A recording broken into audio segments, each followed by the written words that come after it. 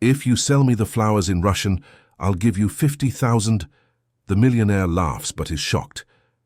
Emily Parker walked among the tables of the most elegant restaurant in New York City, her hands trembling slightly as she held the wicker basket with red and white roses she had arranged that morning. The tension in the air was palpable as she approached the table where Richard Thompson, a 60-year-old businessman, was laughing loudly with his son Michael beside him. "Excuse me, gentlemen," said Emily, stopping by the table. "Would you like a rose for the evening?" Richard stopped laughing and looked at her with disdain, his eyes scanning the woman's simple clothing. "Look at this, Michael," he said, pointing at Emily. "A flower seller in the city's most expensive restaurant. How did you get in here?" Michael shifted uncomfortably in his chair, but Richard continued. "You know what I'm going to do. I'll give you a chance." Richard leaned back in his chair, a malicious smile on his face. "If you can sell me these flowers speaking perfect Russian, I'll give you $50,000. The businessman laughed heartily, expecting to see the woman's embarrassment. Michael lowered his eyes, ashamed of his father's behavior. "Only 50,000? Emily asked calmly, making Richard stop laughing. "Very well.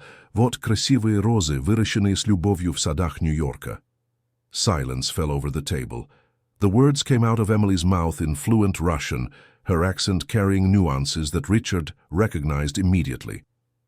«Каждая роза рассказывает историю», she continued, picking up a red rose. «Эта красная роза символизирует страстную любовь, как та, которую моя бабушка питала к своим цветам». Richard turned pale. The accent wasn't just Russian, it was specific to a region he knew very well. His hands began to tremble as he held the wine glass. «А эта белая роза», Emily raised a white rose, «символизирует новые начинания, надежду на лучшее будущее, как когда моя семья приехала в Соединенные Штаты много лет назад». Michael noticed the drastic change in his father's expression and leaned forward. "Dad, are you all right?" But Richard was hypnotized by Emily's words. She continued speaking in Russian, mentioning details about floral traditions from a small Russian village he knew intimately. "Where did you learn to speak like that?" Richard managed to ask, his voice almost a whisper. "From my grandmother, Catherine Wilson," replied Emily, switching back to English. "She came from Russia in 1982 and created rose gardens to survive here in the United States. She taught me everything about flowers and about our history."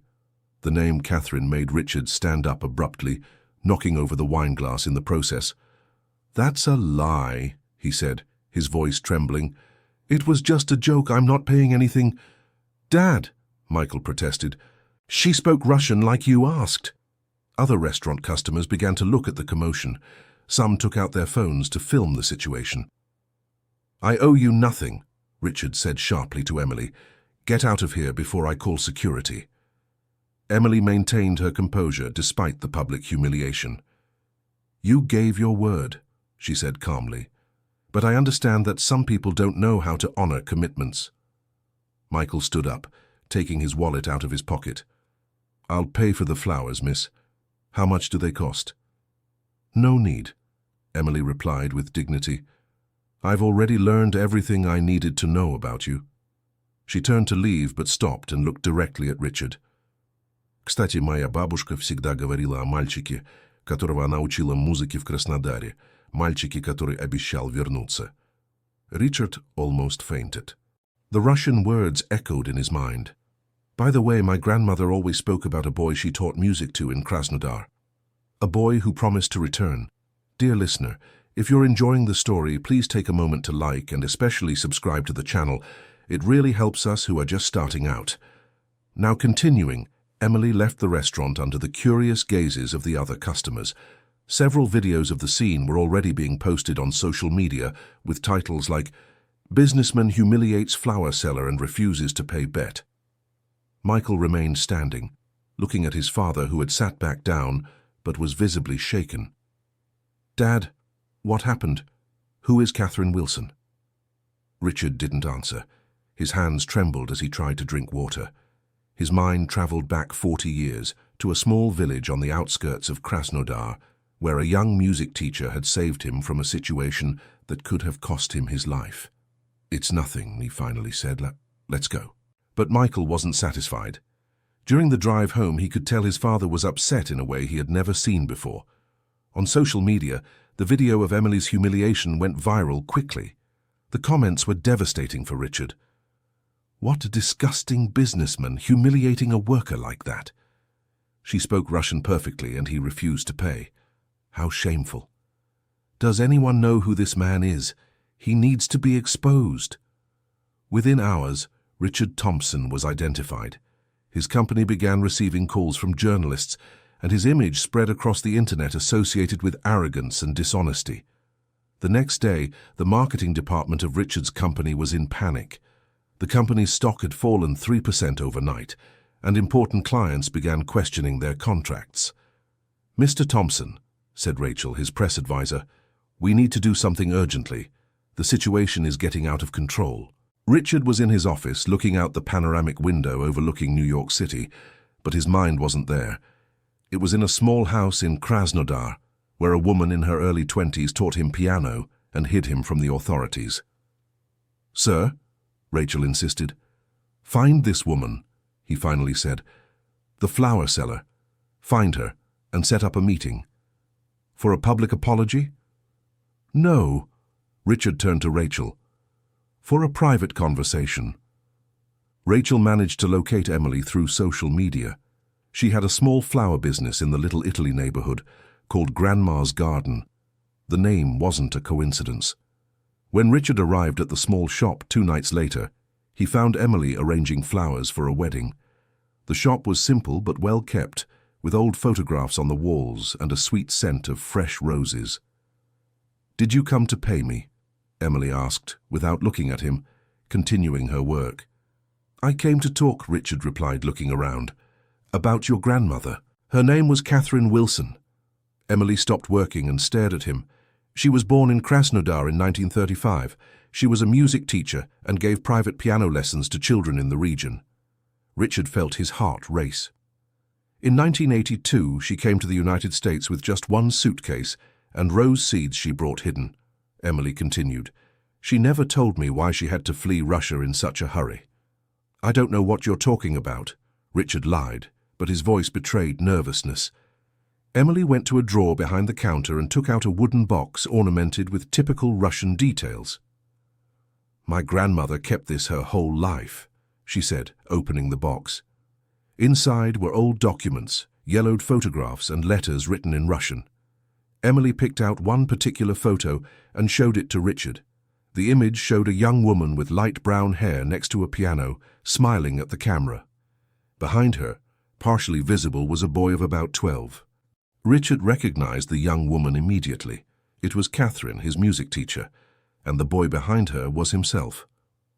"Где мальчик, который обещал вернуться?" Emily asked in Russian. "Where is the boy who promised to return?" Richard's legs gave way, and he had to lean on the counter. "She always said you'd come back one day," Emily continued in Portuguese. "She said she taught a Brazilian boy who promised to help her family when he grew up, a boy named Richard," Richard completed in a whisper. "My real name is Richard Thompson." Silence filled the small flower shop. Emily studied the face of the man before her, searching for traces of the boy in the photograph. "Why did you change your name?" "When I came to the United States in 1983, I needed to start a new life," Richard admitted. "Richard Thompson sounded more American." "And why did you never return to Russia? Why did you never look for my grandmother?" Richard couldn't meet her eyes. Things got complicated. The Soviet Union was changing. There was a lot of chaos. I was young. I wanted to build a life here. "My grandmother died 5 years ago," Emily said calmly. "She waited for news from you until her last day. She kept these photos and letters for 40 years. She picked up another item from the box, a small handwritten musical score. "She transcribed a song you composed when you were 13. She said you had great talent." Richard immediately recognized the melody written on the paper. It was a little waltz he had created to impress Catherine. He hadn't thought about that music in decades. I was just a child," he said, his voice choked. "A child who made a promise," Emily replied. "A promise you never kept." Michael had discreetly followed his father to the flower shop. He stood outside, listening to parts of the conversation through the slightly open door. What he was hearing shocked him deeply. "She saved you, didn't she?" Emily asked. "My grandmother always said she saved a boy from something very bad." Richard closed his eyes, the memories rushing back with full force. "There were problems in the region where I lived," he admitted. "Political issues involving my family. Your grandmother hid me in her house for 3 months, risking her own life. And what did you promise in return?" "I promised that when I grew up and became successful, I would help her family," Richard completed, his voice almost inaudible. "Well, you did become successful." Emily looked around the small store. "I, on the other hand, am about to lose this place. The rent is overdue and I can't pay it." Richard looked at the store with new eyes. He saw the wilted flowers due to lack of funds to renew the stock, the walls that needed painting, the old equipment. "How much do you need?" "I don't want charity," Emily said firmly. "I want justice. I want you to acknowledge what my family did for you. I can give you money right now. And then what? You walk away with a clear conscience, and I owe favors to a man who publicly humiliated my profession?" Richard realized he was dealing with a woman much more complex than he had imagined. Emily had the same dignity he remembered in Catherine. "What do you want then?" "First, I want you to pay the 50,000 you promised yesterday, publicly." "Okay." "Second, I want you to tell the truth about who you really are. To your son, to your family, to the world." Richard swallowed hard. Keeping secrets for 40 years had become second nature to him. "And third, I want you to teach me to play the song you composed for my grandmother." Michael, who was still listening outside, felt a shiver. Emily's voice carried an emotion he couldn't completely decipher. "I haven't played piano in 20 years, Richard said. "Then you'll have to remember." Emily closed the photo box. "My grandmother spent the last years of her life teaching piano to underprivileged children at the neighborhood community center. She said it was a way to honor the memory of her most talented student." The guilt hit Richard like a stab wound. Catherine had kept honoring his memory while he tried to erase the past. "There's one more thing," Emily continued. "She left something for you." Emily went to the back of the shop and returned carrying a pot with a rose bush. "She grew this rose from seeds she brought from Russia. She said when you returned you should take it home." Richard looked at the small rose bush. The flowers were a deep red shade he remembered from the gardens of Krasnodar. "She really believed I would come back. She believed it until her last day. Michael could no longer stay hidden." He entered the shop, surprising both his father and Emily. "Dad, we need to talk," he said, his voice filled with emotion. Richard turned around, realizing his son had heard the entire conversation. "Michael, I can explain." "Not here."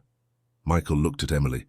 "Mum, my father has a lot to make up for, and I'm going to help him do it the right way." Emily watched the interaction between father and son. There was a tension there that went beyond the current situation. "Come back tomorrow," she said, "but only if you're ready for an honest conversation." Richard carefully picked up the rose bush. "Can I take this? It was meant to be yours from the beginning." As they left the flower shop, Michael and Richard walked silently to the car. Only when they were inside the vehicle did Michael explode. 40 years, Dad. 40 years hiding who you really are. You don't understand the circumstances. I understand that you owe that family a lot and never did anything to repay that debt." Richard gripped the steering wheel tightly, trying to control his emotions. "I was young, scared. I wanted to forget everything that happened in Russia. And now you're not young anymore and have no excuse to be scared." Michael was right, and Richard knew it. His entire life he had justified his silence with fear and shame, but now it just seemed like cowardice. "She said she wants me to tell the truth to the family," Richard murmured. "Your mother knows nothing about my past. Mom deserves to know who she really married." That night, Richard arrived home carrying the rose bush. Jennifer, his wife of 25 years, was surprised to see him arrive with a plant. "Where did that come from?" "It's a long story." Richard placed the pot on the porch. "We need to talk." Jennifer sat on the couch, noticing from her husband's expression that something serious had happened. Does it have to do with that video I saw online? The one with the flower seller? Richard was surprised. He didn't know Jennifer had seen the video. Yes, I saw it. I was ashamed of how you treated that woman. She's not just a flower seller. Richard sat beside his wife. She's the granddaughter of someone very important in my life. Someone you don't know. What do you mean? Richard took a deep breath and began to tell the whole story. He spoke about Richard Thompson, about Catherine Wilson, about the 3 months he spent hiding in Krasnodar, about the promise he made and never kept. Jennifer listened silently, processing each revelation. When Richard finished, she remained quiet for several minutes. You lied to me for 25 years, she said finally. I wanted to protect you from... From what? From knowing that my husband is capable of gratitude? From knowing there's goodness in your past? Richard hadn't expected this reaction. You're not angry. I'm hurt. Because you didn't trust me. Jennifer took his hand. But I understand why you kept it. It must have been very painful to carry that guilt alone. I didn't know how to fix it. So much time had passed. It's never too late to do the right thing. The next day, Richard and Michael returned to the flower shop. Emily was waiting for them with a structured proposal. I've already thought about how we can resolve this, she said, showing some papers. I don't just want the 50,000, I want you to invest in my business. Invest how? I want to expand the flower shop, create a gardening school for underprivileged youth, just like my grandmother used to do with piano lessons. I need startup capital and business knowledge. Michael leaned forward, interested in the proposal. What kind of investment are you thinking? $200,000 to renovate the space, buy equipment and hire instructors. In return, you'd have a share in the profits, and I'd honor my grandmother's memory in a dignified way. Richard considered the proposal. It was much more than just money. It was a way to actually contribute to something meaningful. And if the business doesn't work out, then you'll have learned that some investments are worth more for the attempt than the outcome, Emily replied.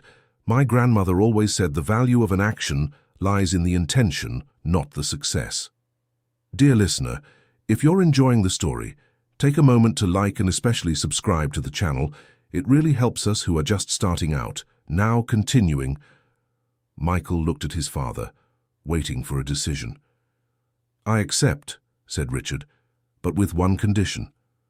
What? You teach me about the flower business, and I'll teach you about business administration. I want to learn what your grandmother knew. Emily smiled for the first time since they'd met. We have a deal. During the following weeks, Richard began visiting the flower shop regularly. Emily taught him about different types of flowers, cultivation techniques and arrangements, while he helped her with financial planning and marketing strategies. The transformation in Richard was visible.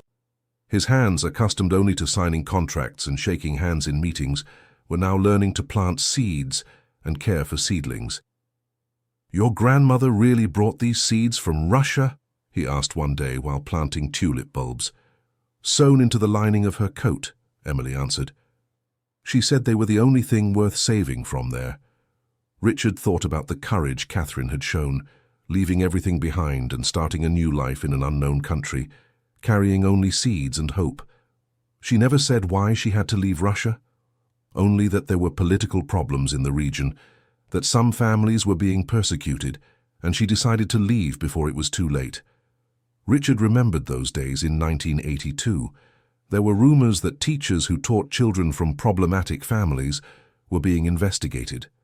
Catherine probably left to protect herself and others. She saved you twice, Emily observed. How so? First when you were a child, then when she gave you a reason to redeem yourself. Michael also began getting involved in the project. He had experience in digital marketing and helped create an online presence for Grandma's Garden. The story of Richard and Emily, when told completely, generated a positive response on social media. People became interested in the redemption story and started visiting the flower shop. Orders increased, and the gardening school idea gained support from the local community. Jennifer also got involved, offering to teach basic administrative skills to the future students of the school. She had graduated in pedagogy years ago, but stopped working when she got married. I feel like I'm meeting my husband for the first time, she told Emily during one of her visits. He's more human. My grandmother used to say that the earth teaches humility, Emily replied. It's hard to feel superior when your hands are dirty with soil. But not everything was settled. Richard still carried a burden that Emily didn't fully know about. One night, alone at home, he decided to write a letter he should have written 40 years earlier. Dorogaya Ekaterina, he began in Russian. Dear Catherine. The letter flowed for several pages. Richard apologized for his cowardice, thanked her for her courage, and promised to honor her memory through his work with Emily. When he finished, he realized he was crying. They were tears he had held back for decades. The next day, he brought the letter to Emily. I'd like you to read this, he said. It's for your grandmother. Emily read the letter in silence, mentally translating from Russian. When she finished, her eyes were also moist. She would have been proud of you, she said. It took time, but you found your way back. May I visit her grave? She was cremated. The ashes are scattered in the garden behind the shop. She wanted to become fertilizer for the roses. Richard looked out the window, facing the small backyard garden of the flower shop. Roses of various colors bloomed abundantly. She's still taking care of the flowers, and now you can help. The renovation of the flower shop began 2 weeks later. Michael hired a construction crew to expand the space, creating classrooms and a larger greenhouse. Richard insisted on physically participating in the work, carrying materials and painting walls. Dad, you're 60 years old, Michael protested, seeing his father carrying bags of cement. We hired people for this. Your hands need to feel the work to understand its value, Richard replied, echoing something Catherine had told him decades ago. During the construction, neighbors in the area began to take an interest in the project. Mrs. Betty, who lived next door, offered to teach crochet to future students. Mr. Robert, the owner of the corner bakery, suggested creating a community garden on the nearby vacant lot. The transformation wasn't limited to just the flower shop. The project was revitalizing the entire block. One afternoon, while Richard was teaching Emily about cash flow, she asked a question that took him by surprise. Do you miss Russia? Richard stopped writing and thought about the answer. I miss the person I was there, before the fear, before the need to hide who I was. You can become that person again. At 60 years old? My grandmother always said it's never too late to bloom again. The roses prove that every year. That night, Richard did something he hadn't done in 2 decades. He sat at the piano at home. His hands found the keys hesitantly, searching for the melody he had composed for Catherine when he was 13. Jennifer appeared in the office doorway, surprised to hear music. I didn't know you still played. I had forgotten, Richard continued playing, the melody gradually returning to memory. But some things are never completely lost. Jennifer sat beside him on the piano bench. It's beautiful. Did you compose it? For someone very special, someone who deserved much more than a simple song.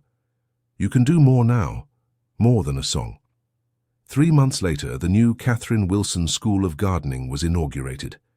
The event attracted over 200 people, including representatives from the Russian community of New York City. Richard gave an emotional speech, speaking publicly for the first time about his true identity and his debt to Catherine's family. He ended by playing the waltz he had composed for her, now with more experienced hands but with the same youthful heart from decades ago. Emily cut the inaugural ribbon with an ornate pair of scissors that had belonged to her grandmother.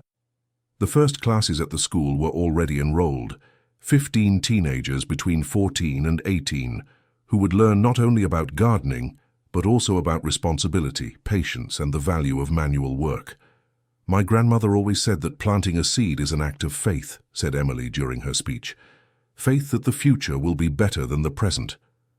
Michael documented the entire event, intending to create a short film about the family's history. The narrative of redemption and second chances was resonating with many people. Dad, you should write a book, he suggested during the celebration. Your story could inspire others. I think I'd rather let the flowers speak for me, Richard replied, looking around the transformed shop. But the true test of the project's success came a few weeks later when the first students began to show results. Jessica, a 16-year-old girl from a financially struggling family, managed to sell her first seedlings at the neighborhood market. "I was able to pay for my sister's school supplies," she told Emily, beaming with pride. "Your grandmother would be happy," Richard commented to Emily after Jessica left. "She always said that true success is measured by the ability to help others grow."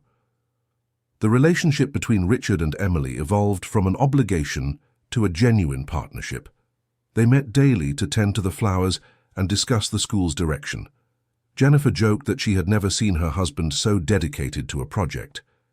"It seems he's found his true calling," she said to Michael. "Or maybe he's found his real family," Michael replied, observing the affectionate way Richard and Emily interacted. Michael's observation wasn't wrong. Emily had become the daughter Richard and Jennifer never had. The age difference between them was about 30 years, creating a natural family dynamic. Michael, in turn, had found in Emily an older sister he deeply admired. She taught him about simplicity and purpose, while he helped her navigate the business world. 6 months after the school's opening, an unexpected event changed everyone's course. Richard received a letter from the Russian consulate informing him that there were property restitution processes for families who had been forced to leave the country during the 1980s. "They want information about the Wilson family," he told Emily, showing her the letter. Apparently, there were properties in Catherine's name that were never claimed. Emily read the letter carefully. "My grandmother never mentioned properties in Russia." Maybe she didn't know she was entitled to anything, or perhaps she preferred not to stir things up. "What do you think we should do?" "We should investigate. If there was something that rightfully belonged to your family, you deserve to know." The investigation revealed that Catherine had inherited a small rural property from her parents, including farmland and a house. The property had been abandoned when she fled to the United States and was later incorporated by the state. With political changes, the Russian government was returning these properties to the legitimate heirs. As Catherine's only granddaughter, Emily had the legal right to the inheritance. "It's ironic," she told Richard. "My grandmother fled Russia with nothing, and now, 40 years later, Russia wants to give me back what was hers." "What do you plan to do?" "I don't know. I never thought about visiting Russia. To me, it was always just Grandma's stories." Michael suggested they go together to see the property. "It would be a way to close the circle," he argued. "Dad would return to where it all began, and you would get to know your family's roots." The idea initially frightened Richard.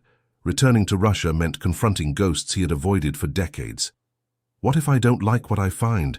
What if you regret not going?" Emily retorted. Jennifer supported the trip enthusiastically. "You need to do this, honey. For you, for Catherine, for our whole family." Dear listener, if you're enjoying the story, please take a moment to like and especially subscribe to the channel. It really helps us who are just starting out. Now continuing.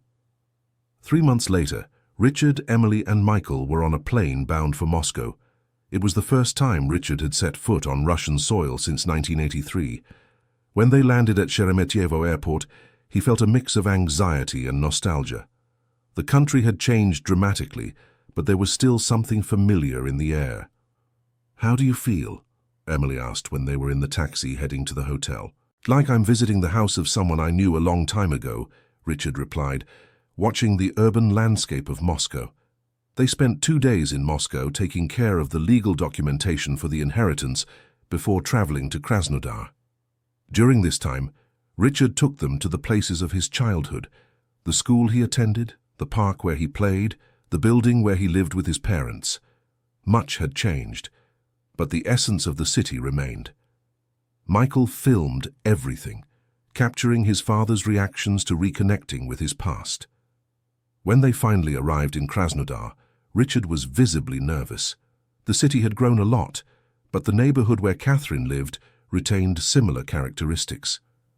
"It's there," he said, pointing to a narrow street. Her house was right there. Catherine's house still existed, but it was visibly abandoned. The paint was peeling, the garden had become overgrown, and some windows were broken. "It doesn't look like anyone has lived here for years," Michael observed. Emily walked over to what remained of the front garden. Among the overgrown weeds, it was still possible to see some wild rose bushes, descendants of the plants Catherine had tended decades ago. "She is here," said Emily, gently touching a red rose that insisted on blooming despite the neglect. Richard approached the window of the living room, where Catherine gave piano lessons. The piano was no longer there, but he could imagine the young teacher sitting at the keyboard, patiently teaching a frightened child. "This is where she taught me more than music," he said. "She taught me about kindness, courage, and hope." An elderly neighbor appeared, curious about the visitors. When Richard introduced himself in Russian and mentioned Catherine Wilson, the man perked up. "Catherine, of course I remember her," said the gentleman, whose name was Walter. "A very kind lady, always helping the children in the area. Do you know what happened to the house?" "After she left in 1982, no one else lived here. Her family had passed away, and there were no heirs. The house just stayed like this." Walter said that Catherine was beloved by everyone in the neighborhood, especially by the children she taught for free. "She always said that music was a universal language of hope," Walter recalled. "Even in the difficult times, there was always music coming from this house." Emily was moved, hearing the neighbors' memories of her grandmother. "Did she talk about a Brazilian boy?" "Oh, yes," Walter smiled. "Richard. She always talked about little Richard. Said he was special, very talented at music." Richard was surprised to hear his Russian name after so many years. "You are Richard?" Walter studied him carefully. "My God, you've grown so much. Catherine would be so happy to know you came back." "I should have come back much sooner," Richard admitted. "It's never too late to honor a promise," Walter replied. "Catherine always believed you would do it one day." Walter invited them to his house, where he served tea and showed some old photographs of the neighborhood. In one of them, Catherine appeared with several children in front of the piano, and Richard managed to recognize himself among them. "May I keep this photo?" he asked. "Of course. Catherine would have wanted you to have it." At the rural property Emily had inherited, they found a similar situation. The land had been abandoned for decades but was still fertile. The main house needed extensive repairs, but the structure was solid. "It's bigger than I imagined," said Emily, walking through the property that was now officially hers. "Your grandmother came from a family of farmers," explained Richard. "She probably learned about plants here before becoming a music teacher." Michael was fascinated by the possibilities of the place. "You could create something amazing here. An agricultural school, perhaps an association to teach sustainable farming techniques." "In Russia? Why not? It would be a way to honor your roots and continue your grandmother's work." The idea initially seemed absurd to Emily, but the more time she spent on the property, the more she felt a connection to the place. "My grandmother always said that a plant's roots determine its strength," she said. "Maybe I need to understand my roots to grow fully." During the 10 days they spent in Russia, Richard visited other important places from his youth. He found some schoolmates who still lived in the area and was surprised to learn that many remembered him. "You just disappeared one day," said Alexander, an old friend. "We were worried." "My family had to leave quickly," Richard explained. "There was no time for goodbyes." Alexander recounted that Richard's parents had faced political problems related to his father's work at a state factory. The family had been forced to leave the country to avoid persecution. "Many families went through that back then," said Alexander. "You were smart to leave when you did." The information helped Richard better understand the circumstances that brought him to the United States. He realized his parents had made difficult decisions to protect the family. "They never told me all the details," he said to Emily. "They wanted to protect me from the fear they felt. Like my grandmother did when she decided to leave." On their last day in Russia, they held a small ceremony at the inherited property. Emily planted seedlings of Brazilian roses she had brought in her luggage, symbolizing the union between her two homelands. Richard played Catherine's waltz on a small keyboard Michael had bought in Moscow. The music echoed through the abandoned property, bringing life back to the place. "I promise I'll return," said Emily, looking around the land that was now hers. "And when I do, it will be to build something beautiful here." Back in the United States, the experience in Russia had transformed all of them. Richard felt more complete, having finally confronted his past. Emily had discovered a new dimension of her identity. Michael had found purpose in documenting stories of overcoming adversity. The Catherine Wilson School of Gardening continued to grow. With the story of the trip to Russia, the project gained national attention. Companies began offering sponsorship, and other cities expressed interest in replicating the model. "We're starting a movement," said Jennifer, during a board meeting they had formed to manage the project. "It's no longer just about a gardening school. It's about second chances," added Michael, "about it never being too late to do the right thing." Emily had become a well-known figure in the educational community of New York City. She was often invited to speak about vocational education and social responsibility. "My grandmother always said that teaching is planting seeds of knowledge," she often said in her presentations. "We never know which of these seeds will sprout and grow into something magnificent." Richard had also become more socially active. He created an investment fund focused on educational projects for underprivileged youth, using part of his fortune to multiply initiatives similar to the gardening school. "Money that isn't used to improve other people's lives is just a number in a bank account," he said during an interview with a business magazine. Richard's transformation impressed his colleagues in the corporate world. Many sought him out for advice on corporate social responsibility. "You've changed," observed Stephen, a former business partner, during lunch. "You're more human." "I've always been human," Richard replied. "I had just forgotten that." A year after the trip to Russia, Emily made a decision that surprised everyone. She announced she would spend 6 months each year at the Russian estate, developing a sustainable agricultural project.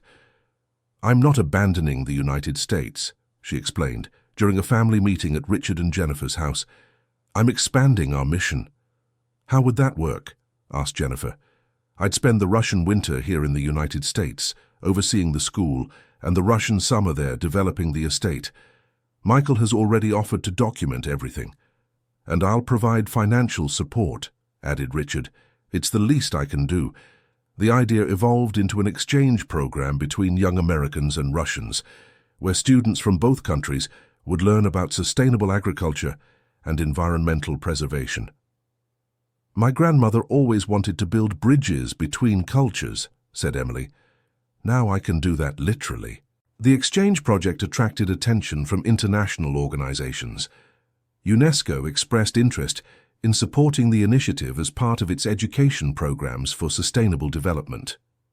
"You've created something that goes far beyond a gardening school," said the UNESCO representative during a visit. "It's a model for how individuals can create meaningful change in society." During preparations for the first exchange group, Richard made a confession to Emily that surprised her. "I'm thinking of retiring from business and dedicating myself fully to the project." "Are you sure? You built a corporate empire. And now I want to build a real legacy. Something that honors Catherine's memory and makes a difference in the lives of young people like you. Like me, young people who have talent and determination but need opportunities to flourish." Jennifer fully supported her husband's decision. "In recent years, I've seen you happier than in decades of marriage," she said. "Working with purpose has revitalized you." Michael was also considering changes in his career. The documentary he had produced about the family's story was being distributed internationally, and he had received offers to direct other similar projects. "I want to specialize in stories of redemption and second chances," he said. "There are so many people like my father who carry past guilt and could find purpose in helping others." The first exchange group consisted of 10 American and 10 Russian youths, all between 16 and 20 years old. They would spend 3 months in the United States learning about tropical agriculture, and 3 months in Russia learning about temperate climate cultivation. "It's thrilling to see young people from such different cultures working together," observed Emily during the opening ceremony. "My grandmother would be proud to know her story created these connections." Richard had insisted on actively participating in the program, despite having officially retired. He taught the youths about financial planning and social entrepreneurship. "Mr. Richard has incredible energy," commented Amy, one of the American students. "You don't look 62. "Working with you keeps me young," he replied. "Each of you reminds me why it's worth investing in the future. The property in Russia was completely renovated to welcome the students. Emily had hired local architects to modernize the main house, preserving historical features while adding sustainable technologies. "It's perfect," she said during the class's first visit to Russia. "My grandmother would approve of the changes." The property's garden had become a living laboratory for sustainable agriculture. Students learned permaculture techniques, composting, and organic farming. Walter, the neighbor who had known Catherine, became a frequent collaborator on the project, teaching the young people about local history and traditional cultivation methods. "Catherine would be amazed to see so much life on this property again," he told Emily. "She always believed the land would be productive once more." During the second year of the exchange program, something unexpected happened. Stephanie, one of the Russian students, discovered that her great-grandmother had been friends with Catherine in their youth. "My great-grandmother always spoke of a friend named Katie who gave piano lessons," Stephanie told Emily. "She said Katie helped many families during difficult times." The discovery added a new emotional dimension to the project. Stephanie brought old letters that her great-grandmother had received from Catherine in the 1970s before her departure for the United States. "Your grandmother wrote about you," Stephanie said, showing one of the letters. "She said she hoped to have a granddaughter one day to teach everything she knew about flowers."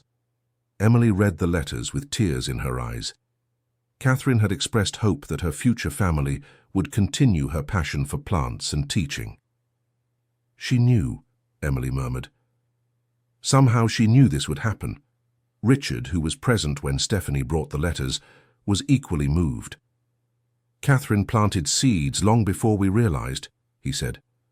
"Not just seeds of plants, but seeds of purpose." The exchange program continued to grow. By the third year, there was a waiting list of students wanting to participate. Agricultural universities in the United States and Russia began offering scholarships to former program participants. "We're creating an international network of young, sustainable farmers," Michael noted during an interview for a National Geographic documentary. And it all started with a meeting at a restaurant in New York City. Richard and Emily's story had become a case study in business schools, used to teach about corporate social responsibility and the transformative power of facing the past. "It's ironic," Emily said during a lecture at Harvard University. "My grandfather fled Russia fearing the future, and I returned to create hope for the next generations." The project's success brought international recognition. Emily was invited to speak at the United Nations about sustainable agricultural education, and Richard received awards for corporate philanthropy. But for them, the true success was in the individual stories of the young people who went through the program. "I received a letter from Brian, from the first class," Jennifer said during a family dinner. "He started an agricultural cooperative in rural Pennsylvania and is teaching sustainable techniques to small farmers." "And Natalie is developing an urban garden project in St. Petersburg," Michael added. "She said she learned everything she needed to know during her months in the United States." 5 years after that restaurant meeting, everyone's lives had changed dramatically. Richard had found redemption and purpose. Emily had honored her grandmother's memory in an extraordinary way. Michael had discovered his vocation. Jennifer had rediscovered her passion for teaching. "Sometimes I wonder what would have happened if I hadn't walked into that restaurant that night," said Emily during an interview. "Your grandmother always said destiny finds a way to fulfill its plans," replied Richard. "One way or another, our paths would have crossed." The Catherine Wilson School of Gardening had expanded into a network of 15 locations across 5 states in the United States. Each school maintained the original philosophy, teaching practical skills while cultivating values of social and environmental responsibility. In Russia, Emily's property had become a reference center for sustainable agriculture, receiving visitors from all over Eastern Europe. "My grandmother brought seeds from the United States to plant here," said Emily during the inauguration of a new greenhouse on the property. "Now we're planting seeds of knowledge that will bloom for generations." The relationship between Richard and Emily had evolved into a truly paternal bond. He saw her as the daughter he never had, and she respected him as the father she had lost early. "You gave me more than money," she told him during his 65th birthday. "You gave me a family. You gave me something much more valuable," he replied. You gave me the chance to become the person I was always meant to be. Michael had married one of the former exchange program participants, a young agronomist named Olivia, who shared his passion for documenting inspiring stories. They met while editing a film about agricultural cooperatives, joked Jennifer. Modern romance with social purpose. The wedding was held at the Russian property, with participants from all program cohorts present. The ceremony was conducted in Portuguese and Russian, symbolizing the union of cultures that the project represented. Catherine would be proud to see this celebration in her former home, said Walter, who at 85 still visited the property regularly. Emily had become a maternal figure for the young program participants. Many kept in touch with her years after completing the exchange, updating her on their projects and achievements.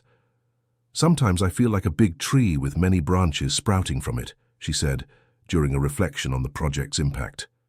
Every young person who passes through here carries a bit of this energy out into the world. Richard, at 65, was more active and energetic than he had been in decades. Working with the land and with young people had revitalized his physical and mental health.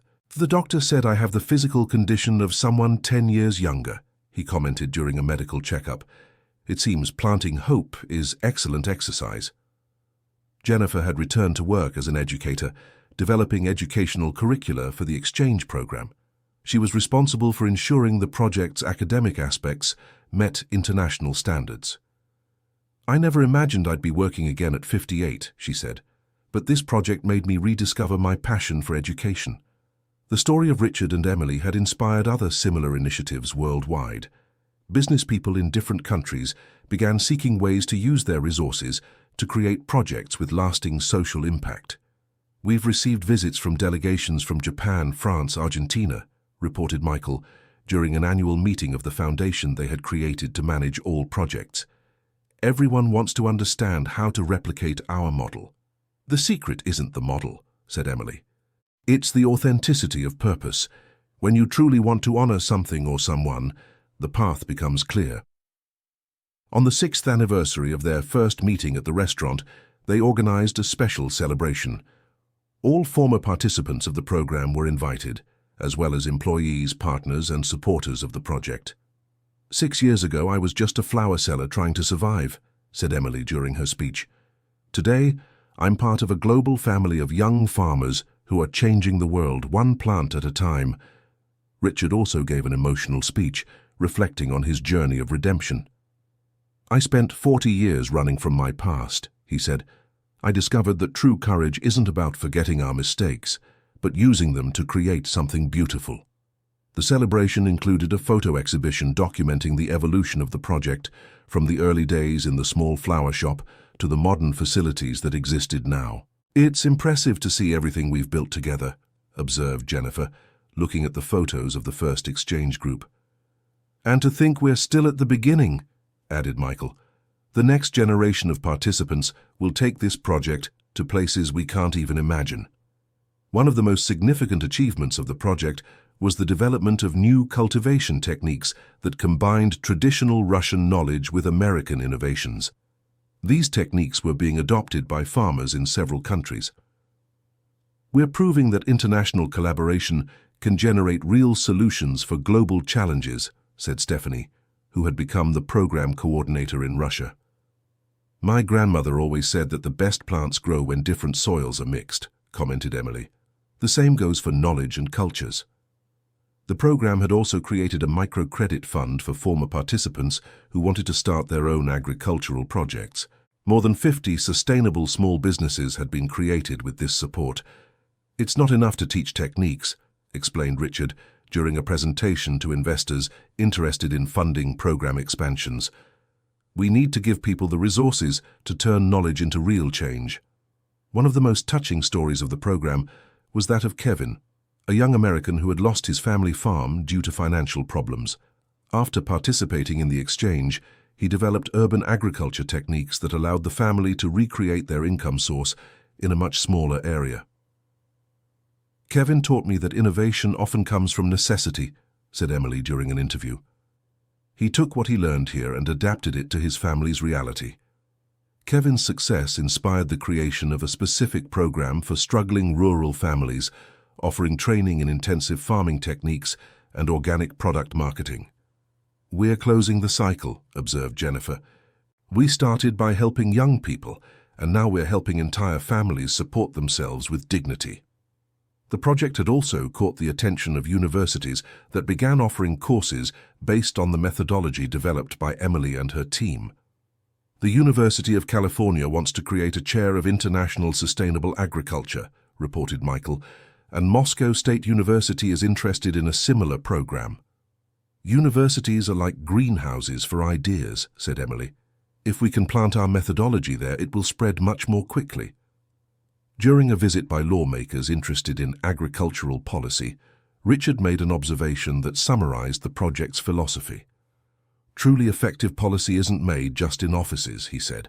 "It's made on the ground with dirty hands, working side by side with the people who will be impacted by the decisions." The comment generated interest in creating an immersion program for young politicians, where they would work on the project's properties to better understand the realities of sustainable agriculture. "Politicians who truly understand agriculture create better laws," argued Emily when the proposal was officially presented. The project's impact had reached the highest levels of the U.S. government. The Department of Agriculture expressed interest in using the model as a basis for public rural education policies. "It's rewarding to see that our small project can influence national policies," said Jennifer during a meeting with government representatives. "Small seeds can grow into mighty trees," replied Emily, using a metaphor that had become her trademark. One of the most exciting developments in the 7th year was the decision to create a retirement program for older people who wanted to learn farming as a way to stay active and productive. "Many people retire and lose their sense of purpose," explained Richard during the program launch. "Here they can learn something new and contribute to a more sustainable future." The retirement program attracted people from very diverse backgrounds, former executives, teachers, doctors, all united by the desire to learn something practical and meaningful. "It's beautiful to see 70-year-olds planting their first seedlings," observed Emily. "It proves it's never too late to start something new." Mrs. Margaret, a 68-year-old former math teacher, became one of the program's most dedicated participants. "I spent 40 years teaching numbers," she said. "Now I'm learning about life. It's much more rewarding to watch a plant grow than to solve an equation." The participation of older people added a rich generational dimension to the project, creating unique opportunities for knowledge exchange between youth and seniors. "The elders bring life experience and patience," said Brian, one of the young participants. "The youth bring energy and new perspectives. Together we create something neither group could achieve alone." The intergenerational program caught the attention of gerontology researchers who saw the project as an innovative model for active aging. "You're proving that learning and social contribution have no age limit," said Dr. Sarah Johnson, a healthy aging specialist. "This should be replicated in other areas beyond agriculture." The intergenerational approach inspired the creation of workshops where older participants taught traditional skills like food preservation and ancient cultivation techniques, while youth shared knowledge about technology and social media. "We're building bridges not just between countries but between generations," observed Michael during one of his documentaries. Jennifer had developed a specific curriculum for these intergenerational exchanges, ensuring both groups benefited equally from the experience. "The secret is structuring activities so each group feels valued for their unique contributions," she explained. On the project's 8th anniversary, the foundation managing all initiatives had grown into an organization with over 200 employees and partnerships in 20 countries. "I remember when it was just me, Richard, and Michael discussing plans in my kitchen," said Emily during the annual board meeting. "And now we have a $20 million annual budget," added Richard. "But most importantly, every dollar is being used to create real change in people's lives." The project's growth had created direct and indirect jobs for hundreds of people, from educational coordinators to agricultural suppliers. "We're proving that social responsibility can be economically sustainable," said Rachel, the foundation's new executive director. "It's not charity, it's smart investment in the future." One of the most innovative initiatives of the 8th year was the creation of an app that connected former program participants around the world, allowing for the exchange of experiences and collaborations on local projects. Technology is amplifying the impact of what we do, explained Michael, who had led the app's development. Now, a young farmer in the United States can consult in real time with a colleague in Russia about a specific technique. The app quickly gained popularity among young farmers who hadn't directly participated in the program, organically expanding the knowledge network. "It's viral in a good way," joked Emily. "We're spreading sustainable knowledge through the internet." The digital platform also enabled the development of online courses, making the project's teachings accessible to people who couldn't participate in person. "We've democratized access to knowledge," said Jennifer. "Now someone anywhere in the world can learn our techniques." The online courses attracted thousands of enrollees from dozens of countries, creating a global virtual community of sustainable agriculture practitioners. "We've received applications from Africa, Asia, Europe," reported Rachel. "The knowledge we've created here is literally changing lives around the world." The international success led to invitations to establish physical project centers in other countries. Delegations from Colombia, Mexico, and Portugal expressed interest in hosting school units. "It's exciting, but also scary," admitted Emily. "We want to grow without losing the essence of what we do." "The essence is in the people, not the locations," said Richard. "If we train the coordinators well, they'll carry our philosophy wherever they go."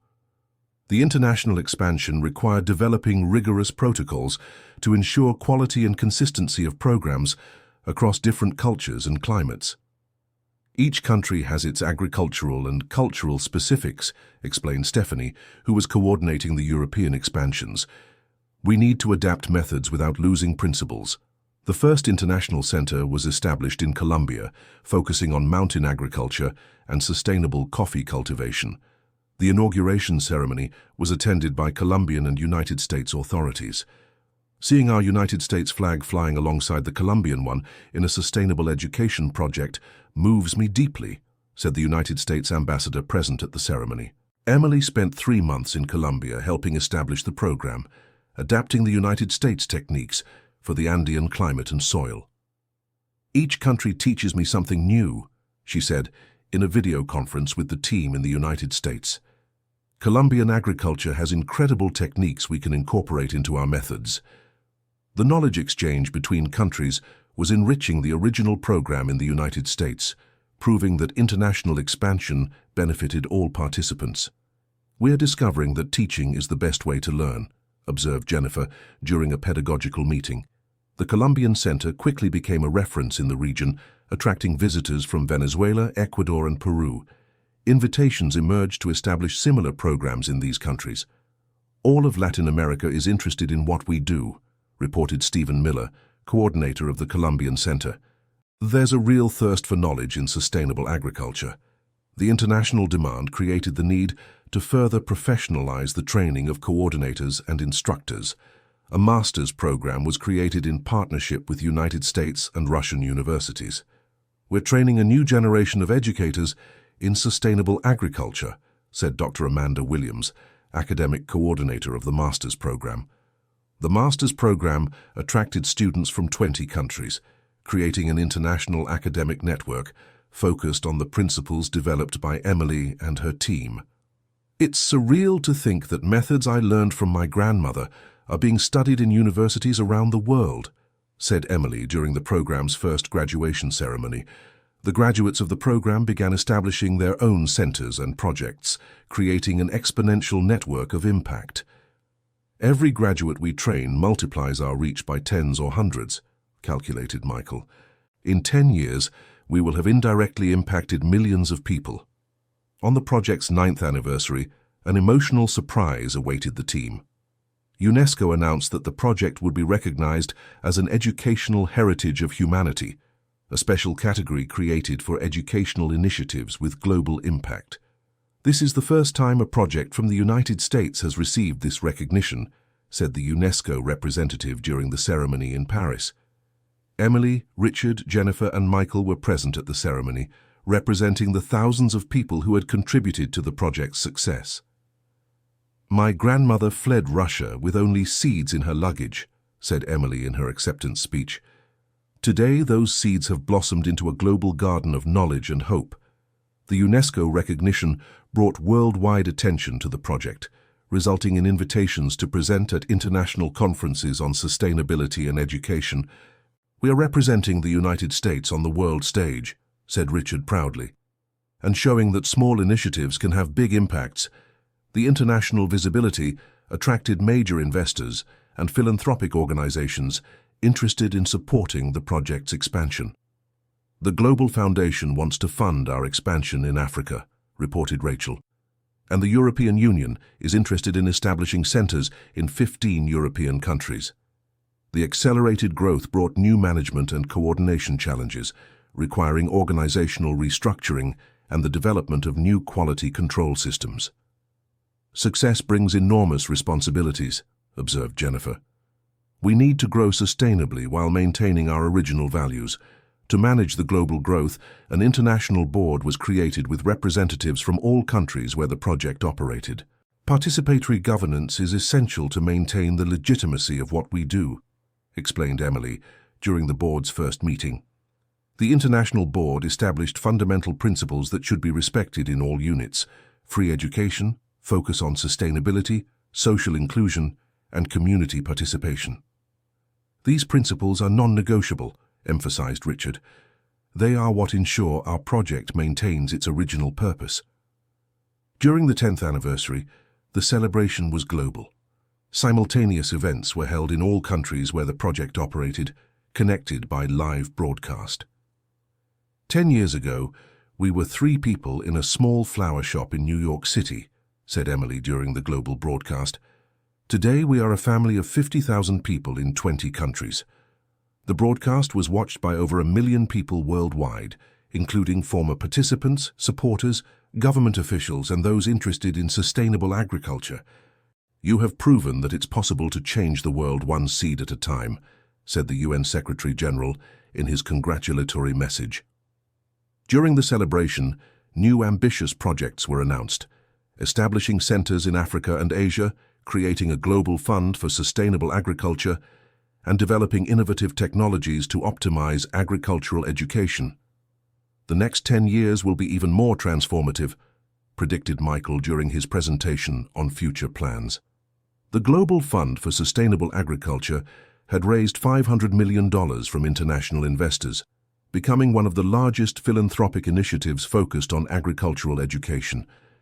"This fund will allow us to replicate our model in countries where resources are scarcer," explained Rachel. "One of the most promising technological innovations was a virtual reality system that could simulate different climate and soil conditions, offering practical training without depending on seasonality. Students can experience cultivation in arid climates during the U.S. winter," exemplified the technology coordinator. "The possibilities are endless." The virtual reality technology was being tested in partnership with universities, creating virtual agriculture laboratories that complemented practical work in the fields.